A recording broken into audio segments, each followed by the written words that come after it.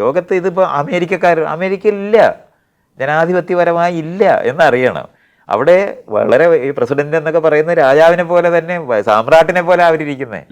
അവര് 5 കൊല്ലം കഴിഞ്ഞോ അല്ലെങ്കിൽ 3 കൊല്ലം കഴിഞ്ഞോ 4 കൊല്ലം കഴിഞ്ഞ് രാജാക്കന്മാരുടെ പരമ്പരയാണ് ഉണ്ടായിട്ടുള്ളത്.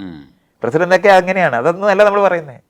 ഇവിടെ നമ്മൾ അങ്ങനെയാണ്. 350 മുറിയുള്ള പ്രസിഡന്റ് മുറിയിലാണ് കേട്ടാൽ എന്തിനാണ് അവർ അതിനകത്ത് താമസിക്കുന്നത്? ഭരിക്കാനല്ല നമ്മൾ അവരെ തിരഞ്ഞെടുത്തത്. നമ്മുടെ പ്രതിനിധിയാണ്, നമുക്ക് സേവനം നൽകാനാണ് തിരഞ്ഞെടുത്തത്. നമ്മൾക്ക് വേണ്ടി ഈ ക്രമീകരണത്തിനകത്ത് ചെയ്യാൻ അവരെ വിട്ടതെന്നേ ഉള്ളൂ. ഇതൊക്കെ അഴിക്കേണ്ട സ്ഥലങ്ങളാണ്. ഇതിനെപ്പറ്റി അറിഞ്ഞുകൂടാത്ത, ഇതിനെപ്പറ്റി മനസ്സിലാക്കാതെ എനിക്കും അറിഞ്ഞുകൂടായിരുന്നു. ഞാൻ രാഷ്ട്രീയ സാമൂഹിക പ്രവർത്തനം ചെയ്യുമ്പോൾ ഞാനിപ്പോൾ ഈ പറയുന്ന കാര്യം എനിക്കറിയില്ലായിരുന്നു. ഞാൻ വിചാരിച്ചിരുന്നത് ഈ അഴിമതി ഇല്ലാത്ത സംശുദ്ധമായ കള്ളം പറയാത്ത ഒരുത്തനെ തിരഞ്ഞെടുത്ത് വിട്ടാൽ ഭരിക്കാൻ പറ്റും. അവരെ വിട്ടാൽ ഭരണമേ നടക്കൂ എന്ന് പറഞ്ഞാൽ തോക്ക് കൊടുത്തിട്ട് പ്രണയിക്കണമെന്ന് പറയുന്നവരാ. തോക്ക് വെച്ച് വെടിവെച്ചിടാനേ പറ്റുള്ളൂ, അത് കഴിഞ്ഞ് പ്രണയിക്കാൻ പറ്റത്തില്ല.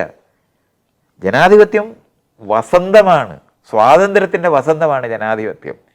ആധിപത്യം എന്നുള്ള വാക്ക് മാറ്റണം, ജനകീയമായ അതാണ്. ജനകീയ വസന്തത്തിനെ പറ്റിയാണ്, പരസ്പര സഹകരണത്തിനെ പറ്റിയാണ്, പരസ്പര സമ്മതത്തിനെ പറ്റിയാണ്. നമ്മൾ പരസ്പരം എന്ന് പറയുന്നതാണ് അതിനകത്ത് ഏറ്റവും കാതലായ വശം.